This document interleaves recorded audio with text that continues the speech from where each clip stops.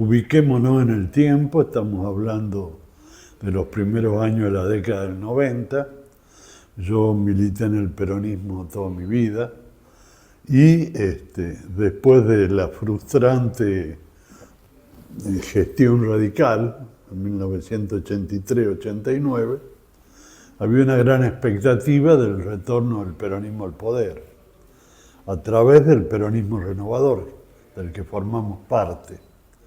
Ese proceso termina finalmente en una gran interna entre Menem y Cafiero, que gana Menem, y rápidamente se ve la frustración de un gobierno sin rumbo que termina entregándose al gran capital y a la política norteamericana en el mundo, con el argumento de que era el fin de la historia y que Estados Unidos era el dueño del mundo.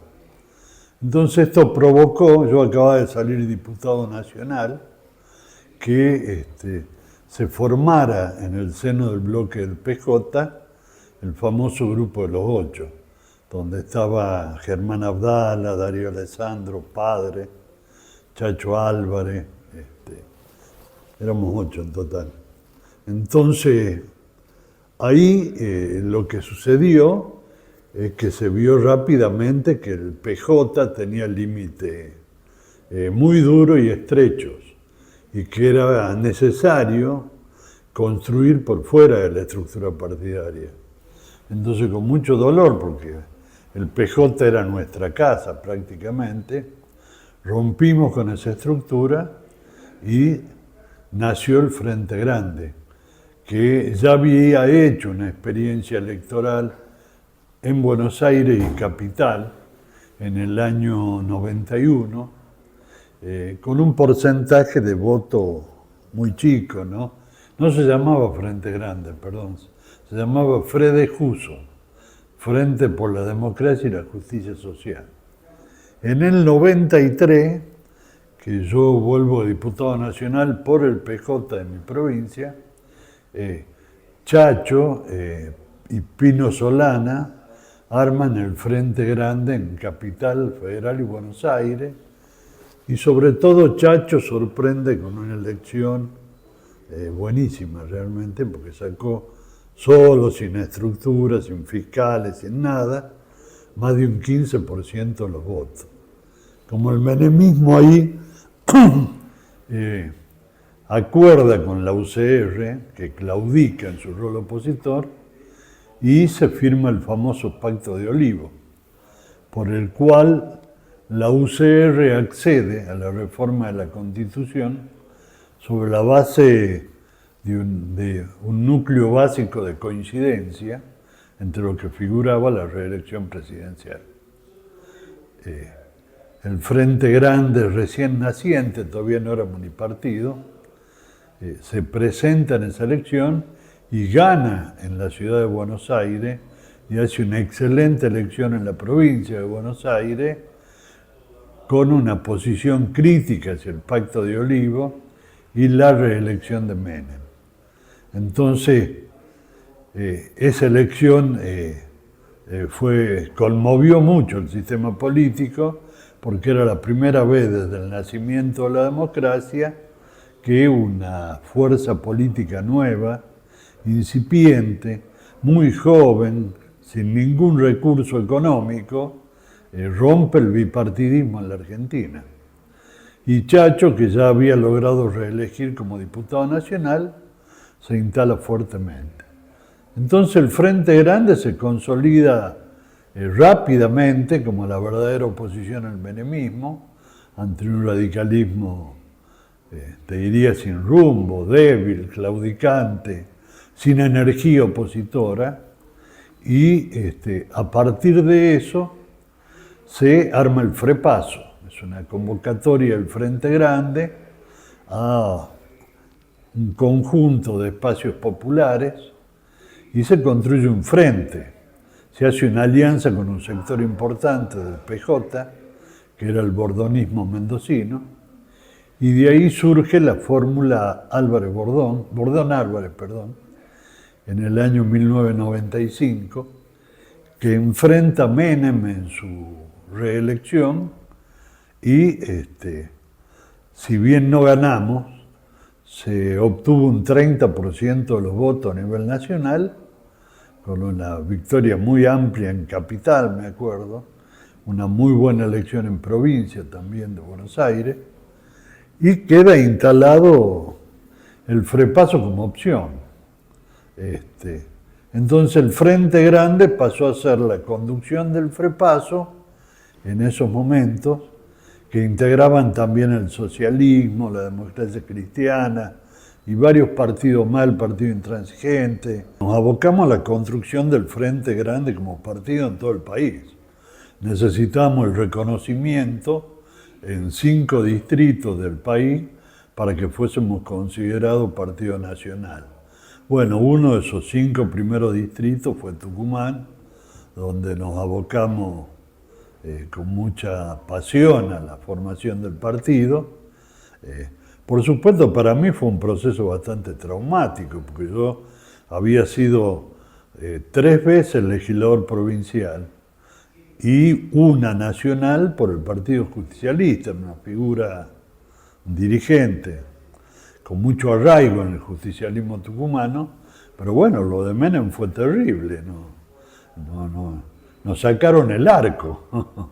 De golpe ya no peleamos contra el imperialismo, ni los grupos económicos, ni por la justicia social, ni por los sectores populares, sino que éramos instrumentos de la estrategia de Estados Unidos en la región, y Menem le entrega el manejo de la economía a los grandes grupos económicos a través de Cavallo, que había sido presidente del Banco Central durante la dictadura militar y aplica, con el justificativo de frenar la inflación con la convertibilidad, se aplica un plan económico duramente neoliberal, con privatizaciones en tiempo récord de empresas del Estado, y si bien se estabiliza la economía con ese plan, lo cual es capitalizado por Menem, también es cierto de que eso genera un altísimo desempleo, caída del salario y una redistribución regresiva del ingreso.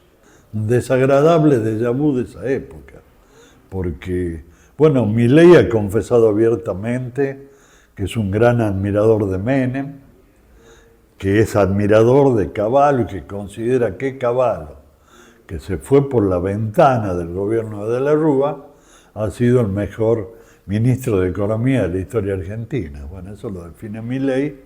Entonces lo que está pasando ahora, sin duda, es una continuidad de la gestión de Cavallo, que a su vez lo era de Martínez de Oz. Porque acá el peronismo, cuando gobernó en el 45 al 55, transformó la Argentina de pe a pa, y de ser un país básicamente agroexportador, con un incipiente desarrollo industrial por sustitución de importaciones que pasó en toda América Latina, acá, de la mano de Perón, hubo un diseño de desarrollo industrial y nacional muy importante. Argentina fue el primer país latinoamericano que construyó un avión, que construyó un automóvil con tecnología propia, que desarrolló una gran empresa estatal de petróleo que fue YPF. Después en México Lázaro Cárdenas copia el ejemplo de Perón y crea Pemex, Petróleo Mexicano.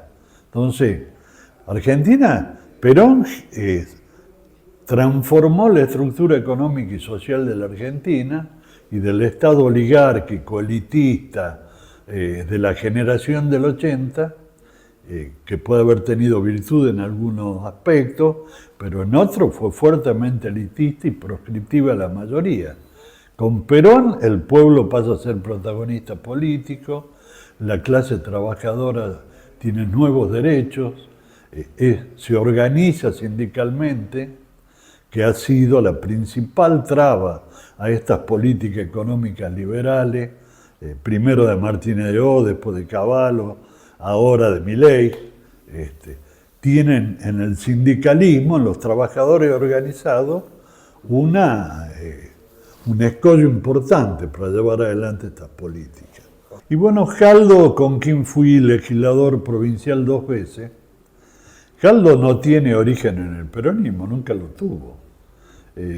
A medida que la política provincial, después de la muerte de Riera, después del gobierno de Domato, de Amado Jury, que eran viejos caudillos del peronismo, con los cuales, te confieso, yo he tenido diferencias, porque nosotros representamos un pensamiento mucho más moderno y actualizado, pero a los 3 personajes que te nombré les reconozco una gran honestidad personal y que le dieron su vida al peronismo. Ahora, después de eso, de la muerte de estos dirigentes, que coincide con la llegada del menemismo al poder, empieza un vaciamiento ideológico en el peronismo, que le permite a Jaldo, junto con Mansur, que es del mismo estilo, ambos crías de José Alperovich, que a su vez fue heredero de Julio Miranda, nosotros ya estábamos fuera del PJ. Es un peronismo que no es peronismo, digo, él tiene un origen radical procesista además, porque pertenece a un partido que se llamaba Vanguardia Federal, que funda Celestino Gelsi, que era un viejo caudillo radical tucumano, aliado de todos los golpes militares de la historia, y en la última dictadura militar fue un incansable constructor fracasado, felizmente, de la famosa cría del proceso. Los militares intentaban juntar varios partidos provinciales conservadores, entre ellos estos, y que eso construyeron una fuerza política de apoyatura al proceso. Porque Jaldo ideológicamente siempre fue eso. Y como tantos otros dirigentes oportunistas que se subieron al ómnibus del peronismo, porque era la forma más rápida de llegar al poder, asumieron, impostaron un discurso peronista que no lo creían ni lo sentían. Cuando estábamos en Tucumán, en el PJ de Tucumán, yo a Jaldo siempre lo tuve de adversario interno. Y en su macartismo provinciano, y nosotros siempre éramos los zurditos, ¿no? Que era una forma en una provincia destruida por el terrorismo de Estado, que te digan zurdito o zurdo, en alguna época fue una condena a muerte. Entonces era una forma de macartismo bastante dura eso. Bueno, son ellos, por supuesto nosotros, yo me hago cargo de que al irnos del PJ para fundar el Frente Grande, los elementos más dinámicos del peronismo tucumano salieron del PJ. Y eso le facilitó mucho el trabajo a esta dirigencia oportunista, sin ideología o con una ideología francamente reaccionaria, que fingieron peronismo y armaron un gran sistema clientelar.